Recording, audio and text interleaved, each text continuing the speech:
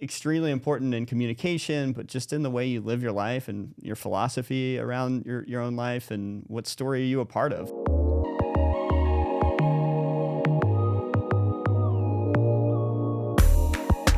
All right, another episode of the Thread the Needle podcast. I'm here with Doug and Grant. I don't want to butcher your last name, so I'm going to let you say it. It's Climbera. Climbera. I was going to say Barra. Yeah, See? yeah, we get I half was and going to half. do it. I was going to We do respond it. to both, so Yeah. Okay. no Yeah. worries either way. Yeah. Well, thank you guys for joining. I'm really excited to have you guys on.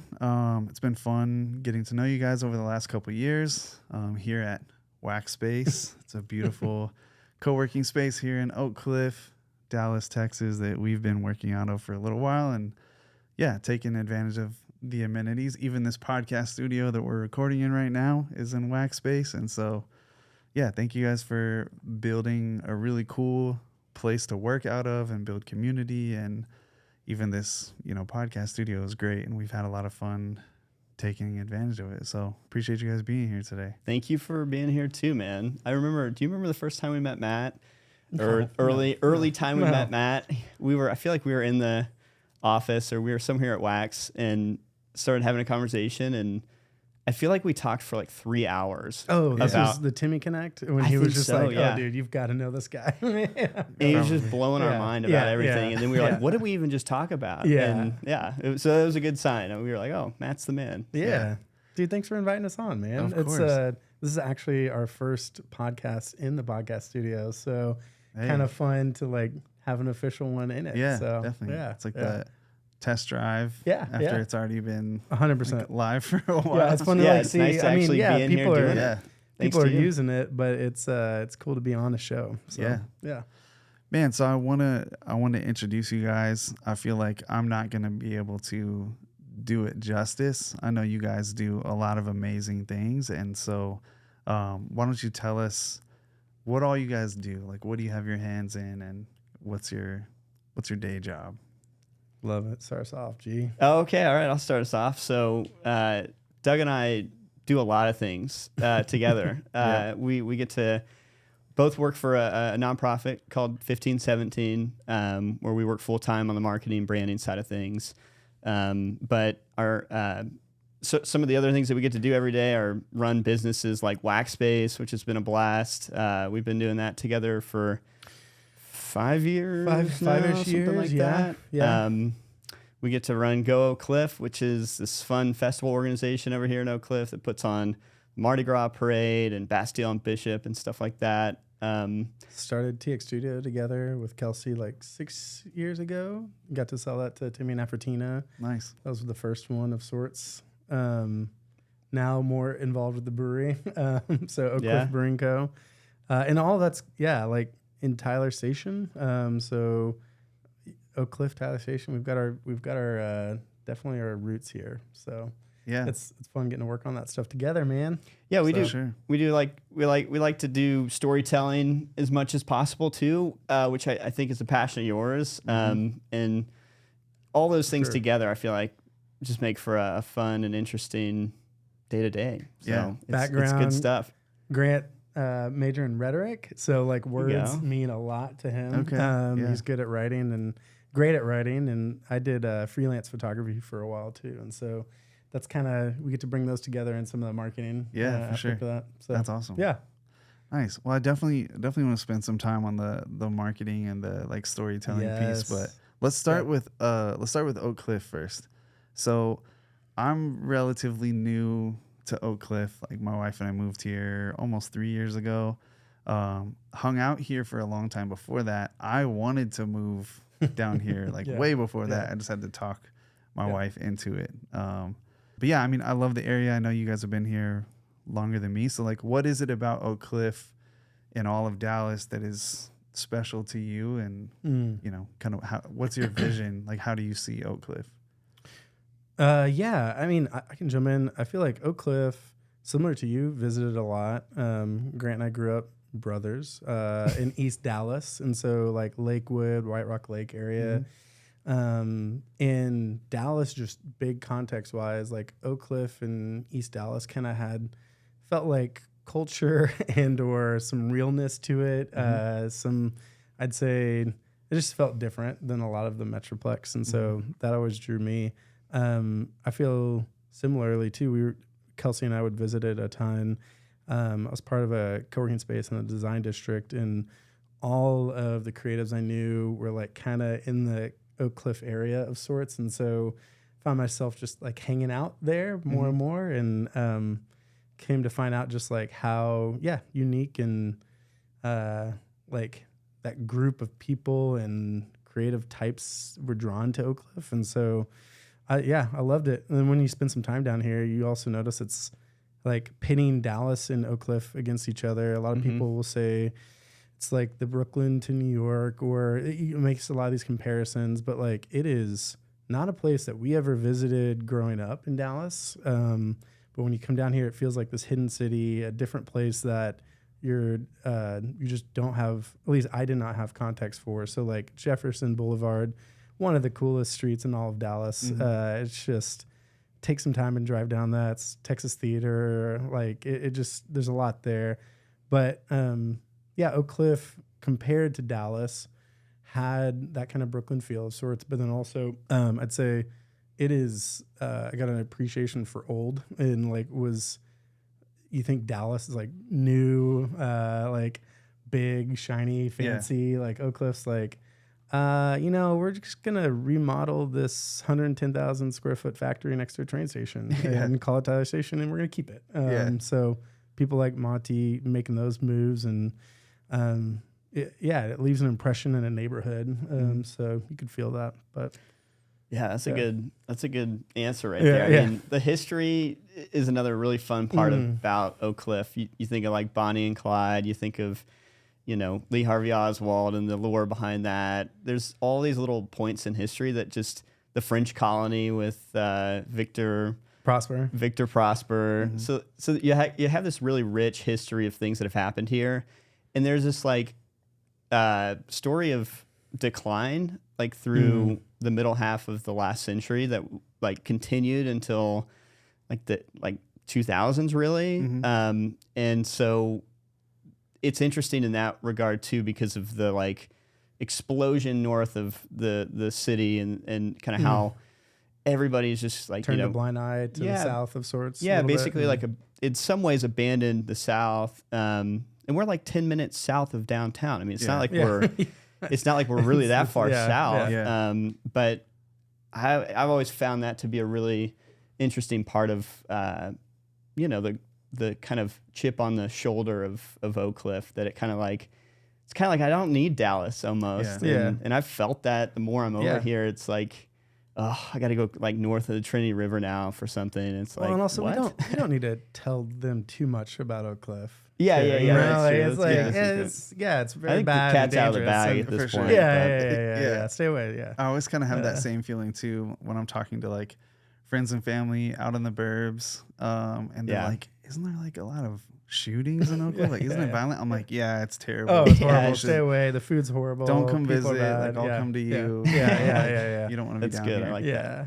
Well, and even you're rattling off some of the like historical stuff too. It's like there's even that tie of some of the creatives going back like a long time. Like the Texas Impressionist painter Frank Ray, like held his studio where is like Lake Cliff Park now, and it's like this is a big moment in Texas art history, and that happened here. Like, and you're just kind of like, there's some, not to say that Dallas doesn't care about arts, it obviously does, but like there's like people making stuff and doing stuff here, and it's pretty fun to be a part of.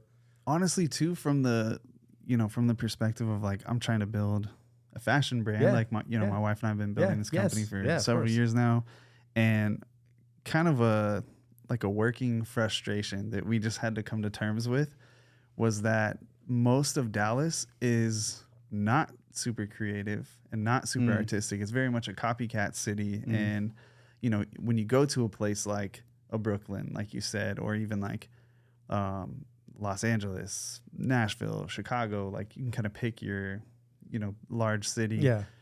Seattle, like even the Northwest. People might put an outfit together that's like, maybe Gucci loafers, but then like some thrifted, slacks and like a vintage jacket that they found, and a Levi's Yeah. button-up shirt or something, like Yeah. a good like mix of items that they put together with some style to create an outfit. As to where if you walk around North Park Mall in Dallas, you see people like Gucci head to toe because they have no creativity. They just want to know Buy whatever what's is- flashy yeah, and yeah, yeah, expensive, and yeah. let me just copy the mannequin that's Yeah, in the window yeah, of the Gucci store. yeah. So, I mean, for a long Buy their time, style. yeah, for a long time, Dallas wasn't even a top 5 market for us, and Mm-hmm. we started in Dallas. Like we're still located in Dallas, and so yeah. That's fascinating. Yeah. yeah, it's wild. But Oak Cliff does feel different.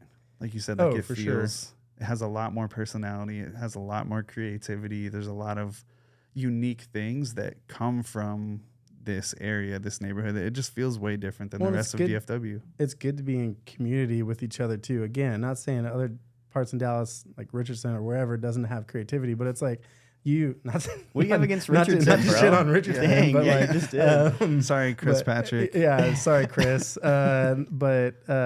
No, this kind of ties into Wax Space a little bit, but it's like, and why it's so important to have built something like this in Oak Cliff is you want to be together and like doing these things together because you can learn from each other, encourage each other. I mean, that's true entrepreneurially with businesses, but I also think like the act of making stuff, it's good to be around each other too. So Yeah. Yeah, absolutely. Yeah. Yeah, I love it. This is the perfect place for a place like this, Yeah, Wax Space. Like I told you guys, right after we joined that we had visited some other co-working spaces too to find, it's nice to have a change of pace from our workshop that can be kind of sterile at times, and like it's harder to be creative because we're so focused on productivity. And Right. so wanted to change of pace, and a lot of the other big name co-working spaces like still felt pretty sterile and lifeless and lacking creativity. And so even down to the coffee that was awful at some of the other places. And so even that made an impression coming here. I'm like, oh, there's a lot of like local flavor and creativity in this building. So Man, I'm glad that like you landed here. I'm glad that like it resonated with you. I would say too, we've been intentional about certain things, but like we can't take credit for all of it because it's like a lot of it just happened over the last few years, like organically meeting people like you and you inviting people in, and it's just been a fun like thing to watch as much as it has been to participate in. Because like I don't think we could have like written it up this way. No. No, it's like trying to make the space where something like this could happen. And then, I mean, we were joking earlier about Patrick Mahomes shooting in the studio, Timmy and Afrotina's studio. And it's like, those are things that you don't really dream. You're kind of like, oh, this is cool that you make this thing or that they're creating this thing, but all of a sudden something like that happens. Well, that doesn't happen unless you take that first step to make something or to build that area for something like that to happen. And that's the part, echoing what Grant said, it's like we can, hire Sarah Garza to do designs for the main space. I think she was on one of your podcasts. Yeah. The Shout Oak Cliff out ladies. Sarah What's Garza. up, Sarah? We can kind of make that space for people, but like the real magic and like where it just gets really fun is like seeing what people do. And that's like not even, that's about it. You're just like watching this happen and seeing connections made, and it's awesome. Yeah. So. I mean, I feel like it's a good segue into like, as you brought up earlier, like storytelling, like an emphasis on storytelling and narrative and character and like the uniqueness of building a brand, like no matter what the product is. Because I do think in a lot of ways, the intentionality behind that kind of paves the way for opportunities like this. And it's like, it's like if you build it, they will come 100%, type yes. thing. Yeah. It's like you had a vision for a cool space that feels a certain way. But when you start it, I mean, you have no idea who's going to show up. Like maybe a bunch of uncool people show up, to take advantage of that.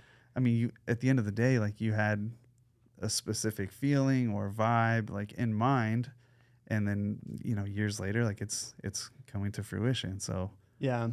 I mean, I can touch on, and this is a lesson we learned, I think, from Monty too. Monty Anderson, who owns Tyler Station and has been really a mentor to us in a lot of ways.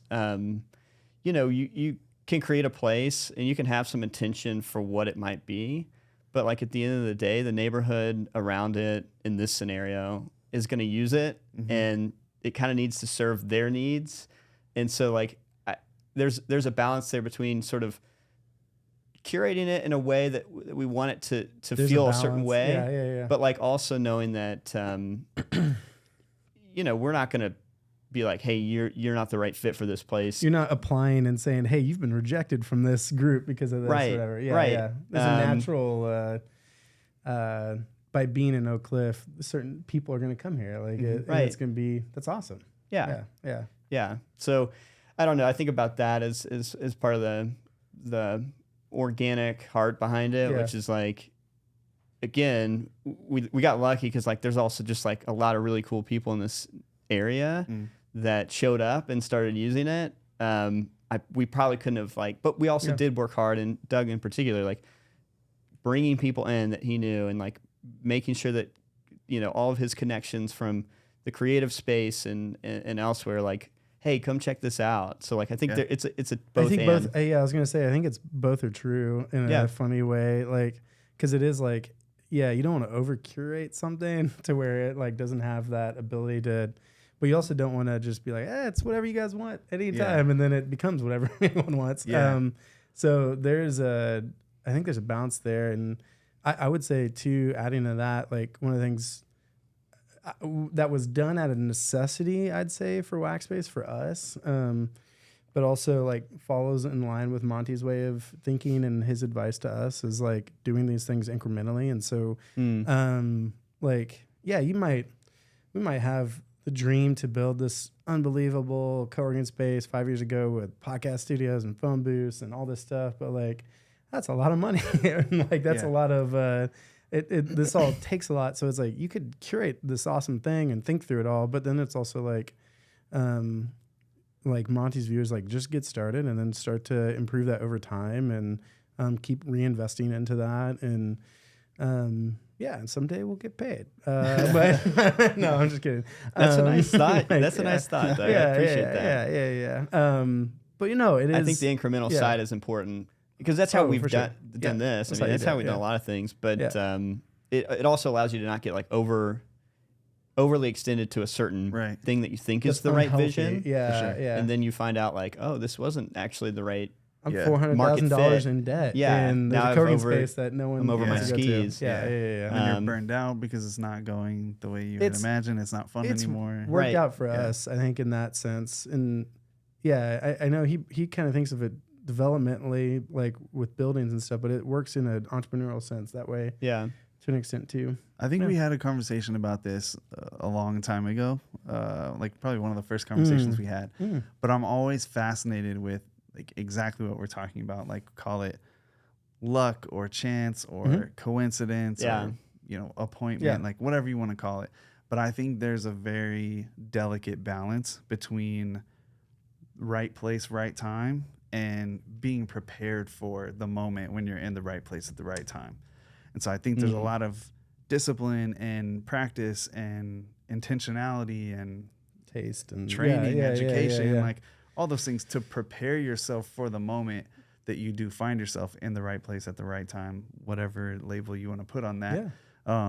Because if you let's say that you guys put something in Oak Cliff there's a lot of cool people around this building, like in proximity to this building. Yeah. But if you didn't have a good vision for it or the ability to execute on it, then it wouldn't matter. They're going to go pick somewhere else anyway. Yeah, that's true. Yeah. So, and I think it's the same with, you can point at any brand or any project, and I think there's always that delicate balance of skill versus chance or luck or this is like preparation versus, the moment that you're in the right place at the right time. What is this? How I built this question, right? Like how much of it is skill or luck kind of thing. And I feel like everyone's answer is always like luck, but or a lot of times. But it's one of those both ands for sure. But both and. That's that's the way I think about it. Yeah. I think you're right, Matt. Like we had a lot of experience in other areas that like really lent itself to not only Waxpace, but the brewery, Go Cliff, like all the things that we've slowly gotten involved in.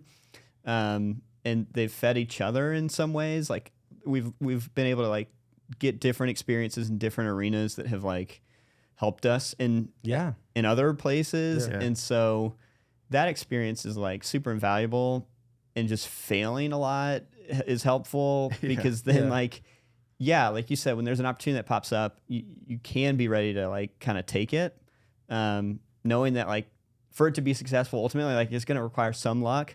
But you've also been, honing some skills in the meantime. So yeah, I'm big on striving to be excellent in controllable things. Yeah, there you go. Because there's a lot of uncontrollable things that always come into play. And I think that's definitely part of the entrepreneurial journey too. It's like you can only control so much. That's true. And so you do the best you can with what you have, and then the rest of it, you just kind of let the chips fall where they do. And then there's things you can control. Yeah. Like this morning, we woke up to an email of like I'd say a wannabe competitor. It's like they're expanding to 200 neighborhood like workspaces, and we're like, oh, well, that'd be fascinating if they came to Oak Cliff, and that would be. So your mind goes, oh, that's not out of my control. So I'm gonna make this the best I can. Kind of thing.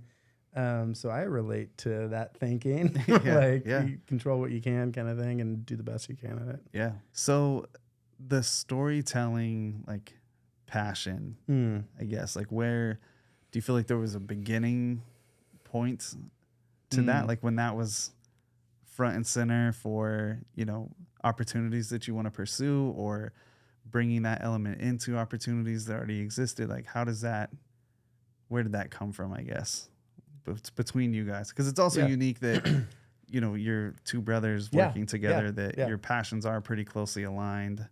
I feel like that's fairly unique as well. So I do feel like we have shared passion, shared values, for sure. I think one of the blessings and curses of our relationship is that we think differently, and I think that really that really helps us in a lot of ways. And I think when it comes to storytelling, like I agree with that. Yeah, you would? Yeah, all right, yeah, there we go. Yeah. We agreed. I think, I'll answer. Doug has some great backstory on his own idea of storytelling. But I want to hear. For me, it's probably more broad than just storytelling. I would go back to like a love for language, a love for the way that, something persuasive can be in both the written format and a video format, whatever it is. Does this come from grandma? Like a little bit? Oh, would for you sure. say some of that? I don't know. I was thinking about that. Yeah. I was like, that was instilled by her. Tell me what you mean. Oh, just like her reading Harry Potter to us when we were in 4th grade, or like she was always, this is going to sound hilarious, but like correcting our like language, or like thinking through like, hey, no, these words are important, or this is like the way you say this stuff. Like she had those values. So I don't know, when you're saying, I'm like, oh, does that kind of come from some of that? It's got to come from some of that. I think and I can even think back to our dad reading us Treasure Island when we were kids, like that sort of thing where you develop this love for that mythical sort of other world, thing. And that is so important, because that's like how we understand the world a lot of the time. Like we each have stories that we tell each other, and then like our own selves.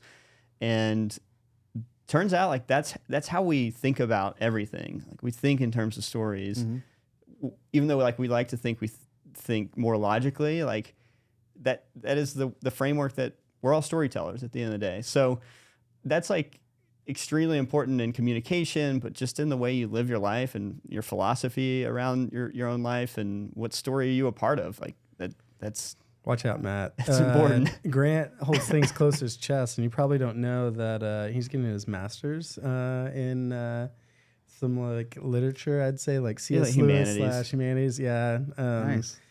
Yeah. So like this might turn into a 3-hour Joe Rogan session. Hey, let's do it. But make it a series. There you go. A series. There you go. It'll be a series. But yeah. No, dude, that's like, story. When you were saying all that, I was just like, oh yeah, he's going to go. He's going to go. I'll slow down and let you no, it's good. Because I think you have some real experience in storytelling in your own like professional life that I think is worth mentioning. Practically, it's more, for me, it was like doing photography. First time I ever really did photography, film camera. We were in Canada All the men in the family are like from Indiana, and they would go fishing. So they would drive up to Canada and go fishing. Nice. We're trying to get that going again. That's good. Yeah. Otto and Simeon, it's coming. It was awesome because Dad couldn't go this time, but he was like, take some photos. And so like I went up there and I'm like seeing, I would say like beauty. Like that's just like nature, beauty. There's moments, there's things that don't look like Texas. And I remember photographing it and loving it and getting that film like processed with the grandparents and then like looking through all that stuff. And so that kind of set up a little trajectory for me. And then in college, working for the newspaper, just as a staff photographer and being at A&M, it's not the most creative space. And so like the creatives that were there, like were really tight, but then also we had like insane opportunity. I mean, we were doing like a student newspaper of 50,000 print daily run. Like, and so you're taking portraits of Stephen Hawking when he comes and speak or doing this stuff. And you're like, at other schools I wouldn't get that access or that like practice that early on. And so that was crazy meaningful to me. But yeah, that's just kind of, I would say like beauty. And then is definitely what's like attracted me into like that kind of like capturing, but also like the journalism side of it is it ties together in the storytelling aspect of all this. So. Yeah.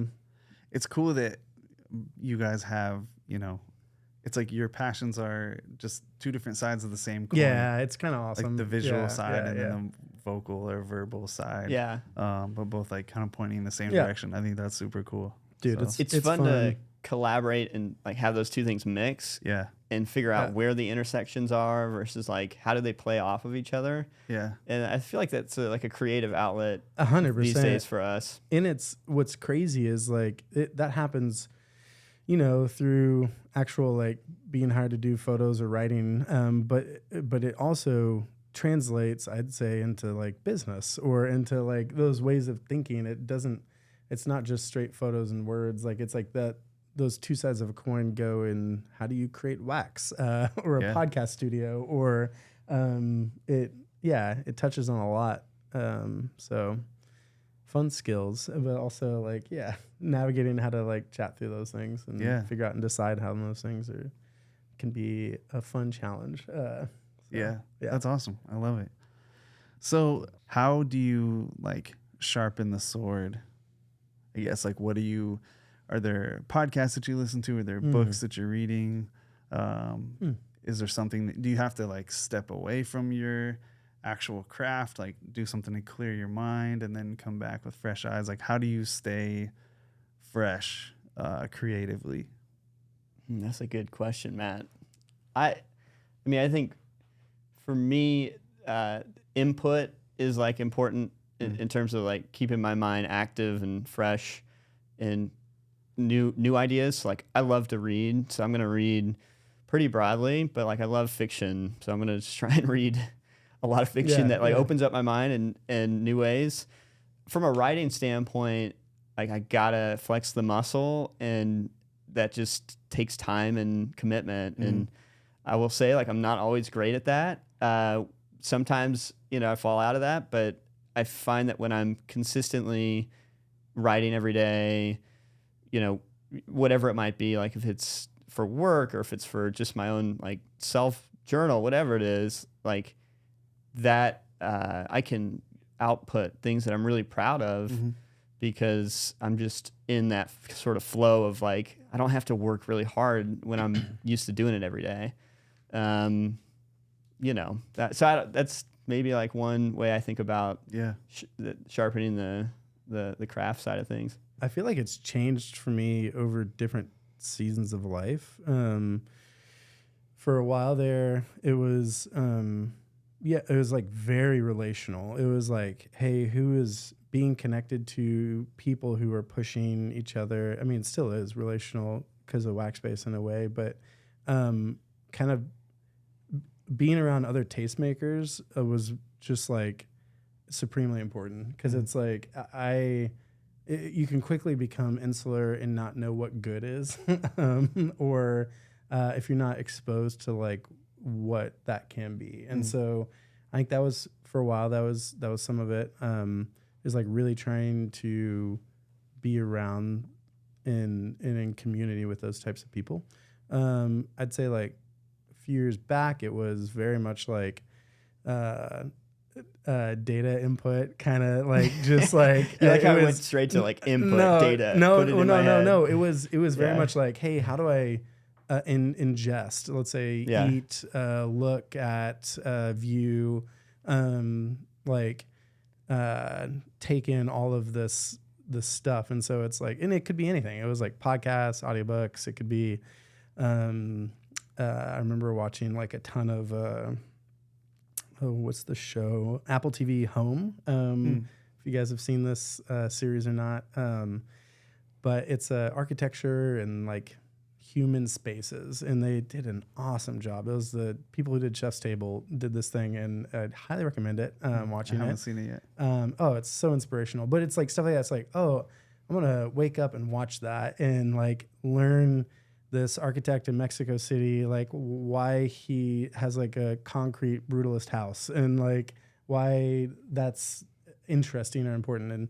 And I would say now 3 kids, like I come here and it's go, go, go. I'd say, and when I get home, it's go, go. So like, I'd say, not that I'm like super old, but like some of the older creative types, I know it's like carving time to just do nothing is actually probably one of the best ways to just like stop on the go, go, go thing, just sit for a second, get coffee. Like it's so hard to do that. But when you do that, I do feel like it is like, oh, I can kind of like breathe for a second or allow myself to be inspired, or that's like the way I sharpen right now is kind of stopping.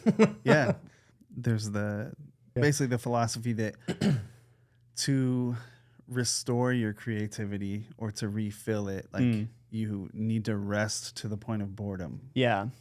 I love that. Like let your mind drain of all like thoughts and anxiety and, worry or anything until you're just like, okay, what's the next thing? Like I'm restless now. I'm done sitting still. That's interesting. And you can kind of like reset that I think motor. Yeah, that's really good. I would add to that like playtime, which is like a weird term, but like just time when you're just doing something that is not going to benefit your career or whatever. Like working out or something, like something that just removes you from the go-go kind of. Yeah. It fills your tank rather than consuming it. Yeah. Playtime. What's playtime for y'all? I don't know. I mean, that's like, so 2020 during that, like the early stages of the pandemic, when it was like, especially for us, like we had to stay home for a little bit and it was like, okay, that was, that had the potential to get pretty toxic, like pretty fast. Sure. Especially running like online businesses, because I'm like, it's like the grind doesn't stop. Like 24 hours a day, we have internet, and so I can work. And 24 hours, and so I literally found myself just working or in a constant state of trying to be productive, like 24 hours a day. And at one point, I literally like got on Facebook Marketplace, and for the first time in maybe like 15 years, I just found like who's the closest person to me with a PlayStation. Like, let me just buy it. There you go. And I was like, I just need to play some video games and do something that's not real, that doesn't matter for a few hours at night. Dude, that's good playtime. That's good. Yeah, and I'm telling you, yeah. Once I made that decision, I was sleeping so much better. Yes. Like I was able to rest and relax, and made a big difference. Yeah. Yeah, that's a great story. I think that's a good example of just how do you get yourself out of the rat race for like even half an hour. The rat race. I mean, because like even if like we're not in like a corporate rat race, but we're in like a hustle, entrepreneurial race. Whatever. We're all in it. Yeah. In our own ways. We're all waking up at 3 a.m. every once in a while, figuring out like, oh, this isn't gonna work, or this is getting ready to go to bed at 3 a.m. Yeah, that's right. Yeah. There's always something to be done. Yeah. Always. So you'll never cross off the last item on your to-do list. Yeah. That's a tough one for me. I'll be real honest. That's like the playtime. Well, yeah, and then playtime, but also just checking the things off the list. Yeah. I just I feel that burden sometimes, and I'm like, oh man, just got a couple of those things done. I got to keep working later tonight because like the truth is, it's just never gonna be done. Yeah. And it's okay. That's all right. It's not. It's unavoidable. Yeah.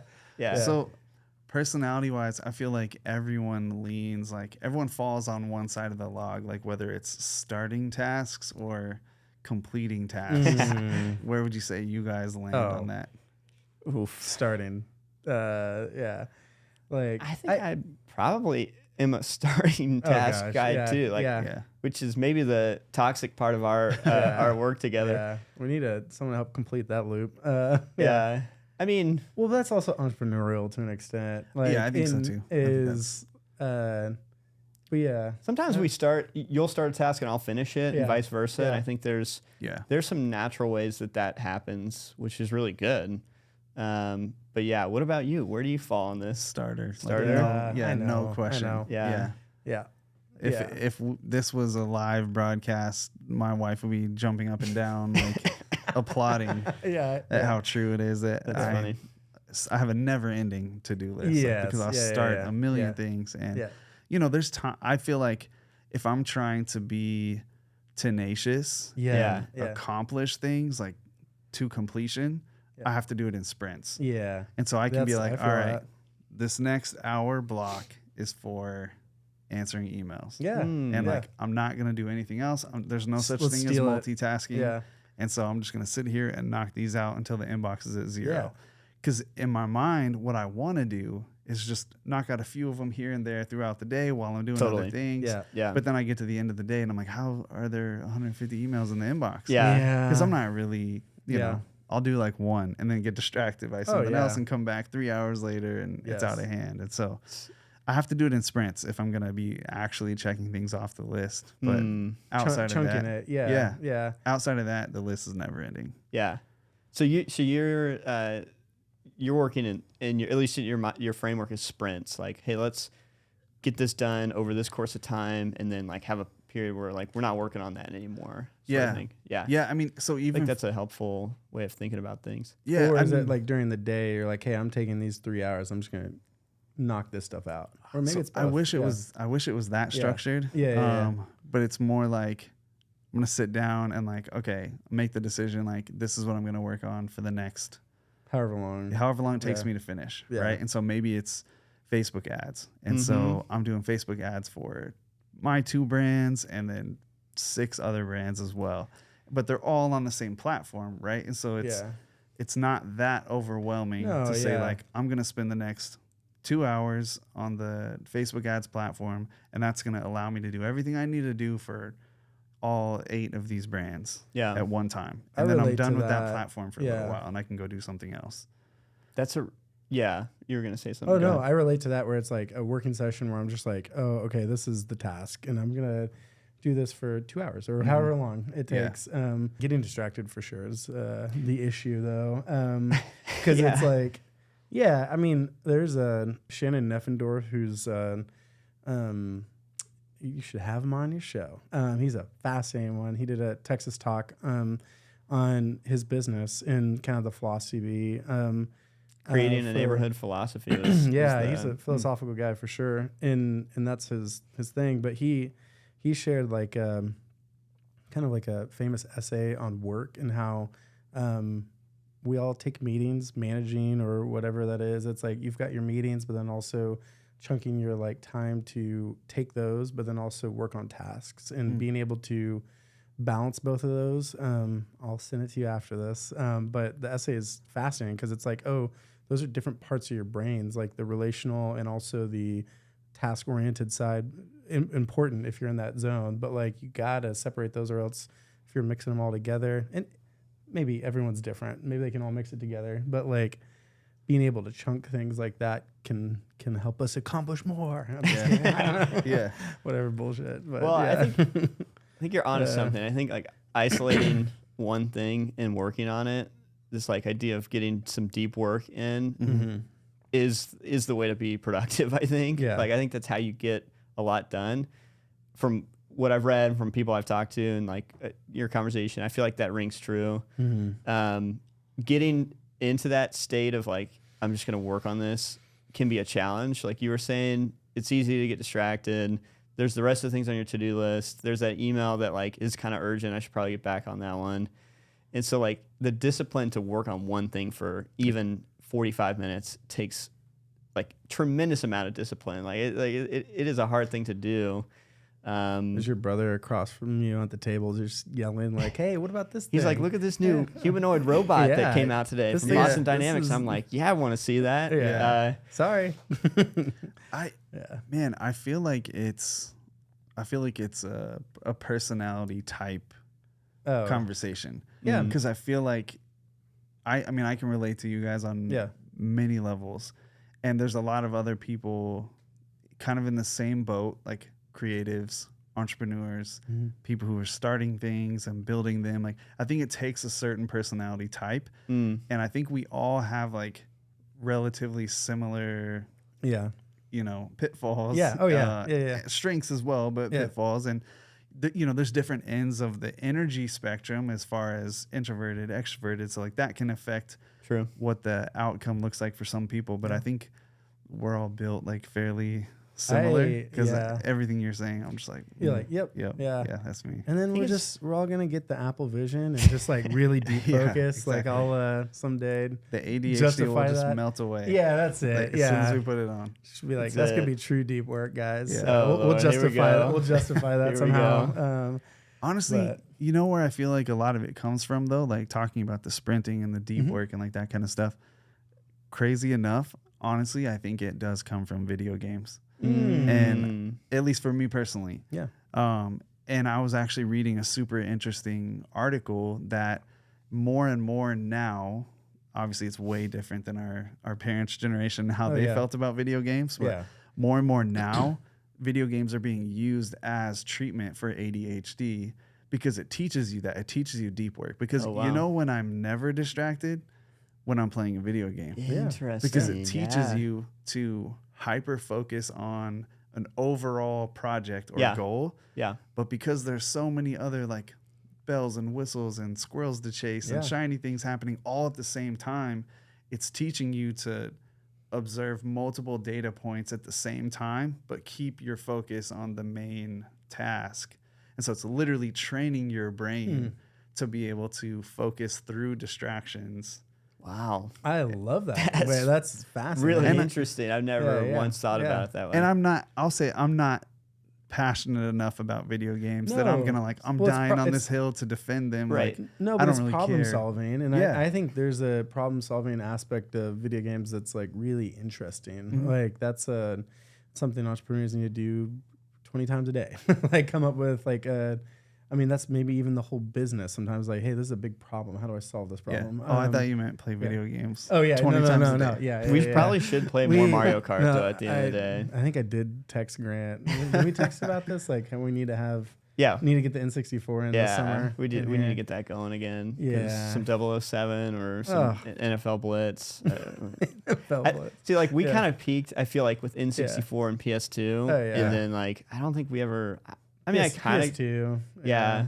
And we played video games growing up. When I was a kid, it was I like would just say- watching Doug play video games for like the first 10 years I'm of like, my come life. on, check but- this out. Yeah. I think the true peak is the Meta Quest right now. Though. Yeah, honestly, have you played the Assassin's Creed and I haven't. MetaQuest? No, I haven't. It's ridiculous. Just Honestly- like if you do it, just be ready to like feel sick after 30 minutes, but it's pretty awesome. Is that what has people like running into walls and Oh stuff? yeah, Yeah, I think so. This is Instagram? like just People like everyone's crawl, just, like climbing, scaling Oh, it's walls, awesome. and It's awesome. It's pretty great. So Yeah, I'm pretty far behind, honestly. Like I said, I'm not super passionate about it to where I'm like I have the just newest come by the office. everything. Yeah.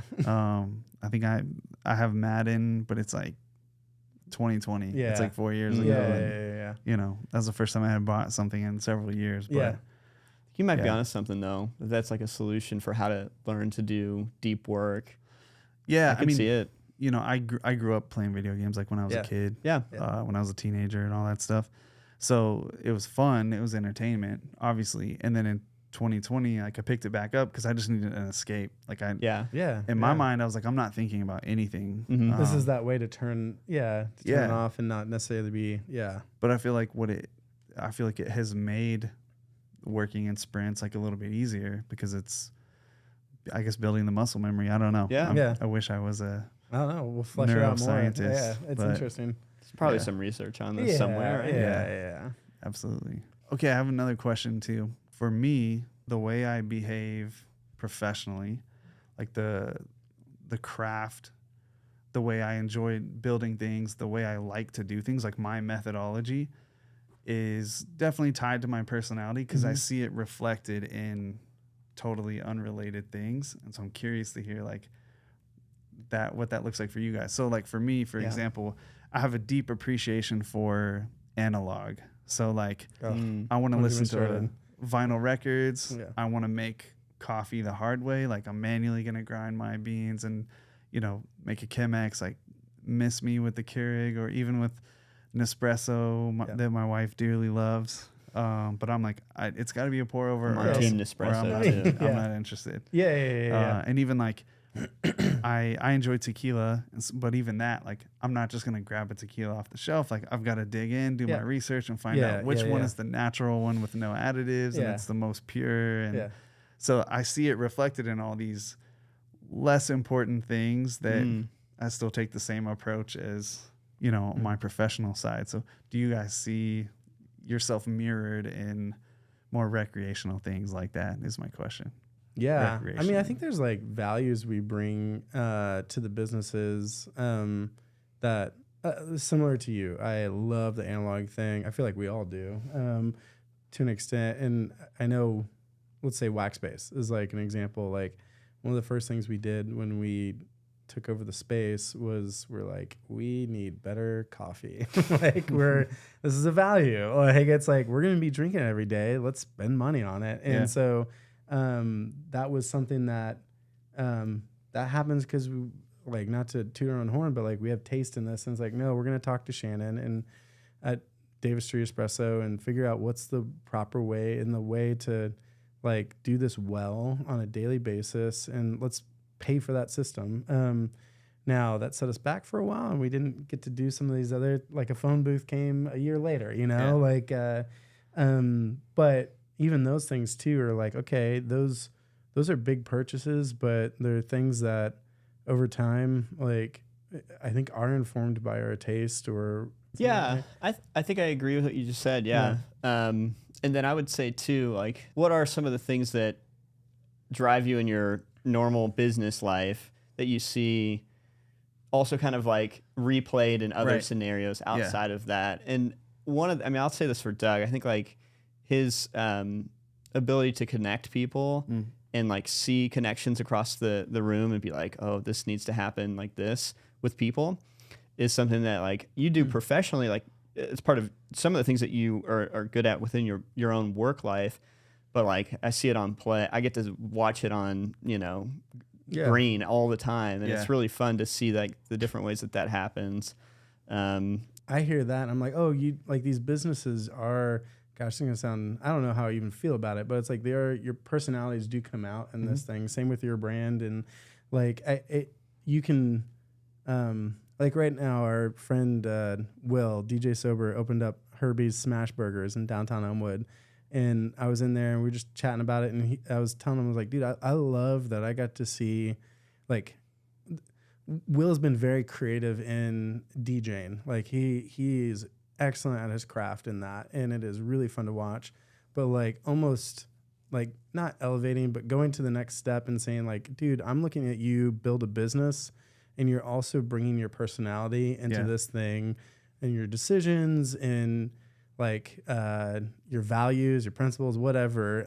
Like, and we all get to see that and be a part of it. Kind of like we get to step into this thing that it came from your mind, like so like there's a part of this that like Grant and I get to build Waxbase and we get to 100%. It feels a certain way because like we're intimately involved in creating it. And I mean, I think it's it's imperfect, but it's also like I'm very okay with that. It's still us attempting to like put that into this thing and invite people in.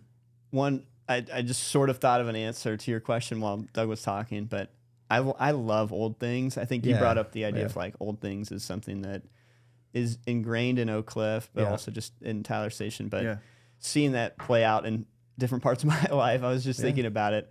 I do like I can't move to a Kindle. Like I just want a book. Yeah. And but I started listening to audiobooks, I guess, because of this guy. But like even where I live, like old loft, just beautiful old architecture building. It just is like ancient and it feels old, and I like that. I got a manual vehicle like 2 years ago. Nice. And so I was Brand like, new I want to go the other way. Like forget automated. I want to like really like. So meanwhile, I'm on buttons on my like. It's so funny how opposite it is. I think that's a trend I've noticed in my own life. And I would say too, like Grant is a very deep person, and so that's a part within Waxbase where it's like, I can sometimes just be like maybe surface level on some stuff. I was, hey, this person's here, this person, and then Grant will be like, dude, did you know this person did this thing? And like, it's because he spent 45 minutes talking with him doing this thing, and so it's like. That again, how do our personalities kind of come into this business? It feels very strength. It feels. What did you say a couple weeks ago? It's like when we're on opposites, it's like no fun. You know, it's just like here's you in our office. But when it's like working together well, it's like a superpower. And so like there's like kind of both of those things where. Grant might not necessarily run and try to connect this person to this person, but like, man, he's going to figure this thing out about this person and have like a connection with them in a way that I couldn't. And so you see these, and I'd say both of us doing this in Waxbase. It's fun to watch and be a part of. It centers around, I think, too, a little like we both read Unreasonable Hospitality last year. And I feel like that was a pretty, I don't know, inspiring book. I think it's lent well, both of those two things I think lend well to the like idea of hospitality and how we really want pretty much anything we touch to feel super hospitable. And we're still learning that. Like there's a lot of ways we fail at doing that, but like I think that's something to go back to our values. It's like something we're like, hey, we want people to feel like they belong and that like we know them and they're known by other people in the space. And I would say jumping off of that too, like our mindset going into this thing is not like, let's take over the world and let's be the most insane co-working space, whatever. Like, it's like, how do we make, like Dallas has a lot of fleeting stuff. Like, how do we make something with just really deep roots and just be like, no, we're going to be here and we're going to dig deep down in here and, like be for the neighbor. And I think that's a through line for the businesses. And that's something that comes for like, even from like, I would say some of the theology and philosophy of like 15, 17 and our understanding of that. It's like, I'm going to create this business and love our neighbors well, bring them together. And it's like, does it have to get replicated and shared throughout the entire world? No, like I'm okay with it. Quiet and ordinary is okay. In fact, that can be a good thing. So I think there's something to that for sure, Doug. You're talking about analog, more of just that's definitely something that we love. I think we're drawn to this building, Tyler Station, because it's a train station and it's a 100-year-old factory and. We really think there's value to that in that history and even just like thinking those ways to Colin Martin, who started Bingo Markets. Like we had a conversation with him where about like vending machines. It's like, oh, I love the idea. I mean, yes, you can Uber Eat something on an app and it'll come to you, but like how cool is it that you can go up to this thing and pick it and it's been thoughtfully like intentionally put together and there's even a strand of that analog nature in this that's like, hey, this is in this community or DNA of sorts. And so that's a whole nother show that I think you could uncover on. But I mean, I love it. The intentionality. Hopefully there's a realness to it Absolutely, too that like comes across and all that. There's an author, David Sachs, he wrote a book called The Revenge of Analog. Actually, my friend Scott recommended it to us, and it just talks about this idea of, you know, we're in this digital world in digital space, and it's only getting more digital of sorts. Like everything seems that way. So like there's this movement of like, oh, people have a void in them that needs something kind of real or tactile or not that digital is not real, but like something you can push or see. And I think that's one of those things, even with Wax Space, where it's like, no, this is a physical space, and people come and hang out in this physical space and work. And I think, like I said, we could talk for an hour and a half probably about analog and all of that, but that's a part that for sure plays into Wax Space. Yeah. Okay, well, one more thing, and then we can wrap up. Yeah. I know you guys are super excited about maybe your newest project, or definitely newer. Yeah. But the brewery. Yeah. Yeah, that's super exciting. So tell me, like, what's kind of, what's on the horizon? What's kind of your vision for what you would love to see happen with the brewery in the next 6 months to a year? Yeah, I mean, I can tell you too. Like we've had some involvement down at Oak Cliff Brewing since probably 2018 ish. Yeah, I mean, for a 6-ish, while. And Joel, who founded Oak Cliff Brewing's like become a close friend. Yeah. And look, we think like there's more and more potential for the sort of things that we value and that we want to like bring to a business like that. And it's no secret that right now is a pretty tough time for craft brewing. So like there's a lot of things to navigate, which we think is interesting and exciting. And to walk alongside of Joel and the team there to like see how can we, go through this together with you, and like what does that even look like? And so, well, what does the next 6 months to a year look like? That's a fine question. I would say doubling down on what that place is really good at is probably the North Star right now, which is like it's a great place for families, great place for people to like meet the neighbors that they live around. Great place to have some fun and like go do a trivia night or hear some live music or hang out in the beer garden. So like getting back to the roots of those things and just making it feel like the place that you really want to, end up on a Friday afternoon or Sunday afternoon or whatever it is.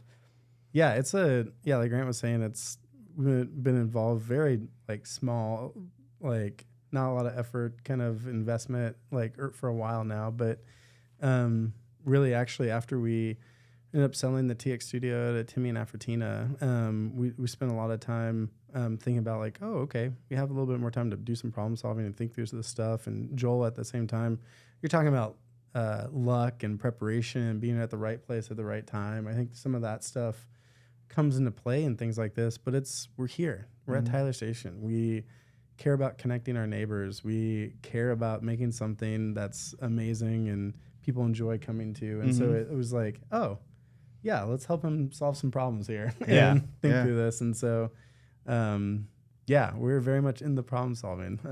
So it's been good. That's awesome. Yeah. Yeah, I'm excited to see, how it develops, and I can, it's really easy to see how seamlessly and naturally it ties into other things that you guys are passionate about and how it's all like aligned around same, values and core principles. So I think it's super cool. Man, we're pumped. Thanks, Matt. Yeah. So Man, thank you guys. Have a beer down there. So definitely, yeah. Thank you guys again for being on the show. It was a great time. I feel like, we could have kept going for a long time on some of these topics. Bunch of shows. Yeah. Matt, thanks for making this podcast and making it a thing, because it's really, really cool to watch so far. You're like we've leading the enjoyed way watching in this podcast world for Wax Space. So yeah, it's cool, I mean, cool thank to you watch. guys for creating the space, like the Wax Space, but then also the podcast studio. Yeah, it's been a lot of fun to take advantage of it. It makes it really convenient, really easy that we can, show up with an idea and a guest, and pretty much everything else is in place awesome. to execute. So it's been great. We're honored you asked us to be on this. Thanks. Of course. Yeah. Can we share where to follow you guys on social media? Or it's just at Doug Climbera for pretty much all of them for me. Cool. At Grant I think it's the same for me. I'm like not super active on social. But definitely I would say follow the Wax Space. A lot of fun things to see for sure on that account. And then if you're in Oak Cliff, like go check out Oak Cliff Brewing. Like some fun events coming up very Yeah. soon that, You're invited You to wanna do a come day check out. pass. Like, come work at a wax space for the Yeah. day, guys. Yeah. Come on. Come That's visit. Try the coffee. Yes. please, Come yes, see absolutely. Matt. come here. Yeah. Come record a podcast. There you with me. go. There you Yeah. go. Yeah, we'd love So, that. Yeah, we'll put love links. to meet you guys. We'll put links to all this stuff in the show notes. Would love to, bring some That'd be awesome. at the very least local attention to Yeah. what you guys are working on. 'Cause I Thanks, think man. it's Appreciate super it. cool. that. Of course. Well, we'll do this again soon, and thank you guys. Appreciate it. Thanks, Thanks, man. Matt. Thanks, Appreciate Matt. it, man.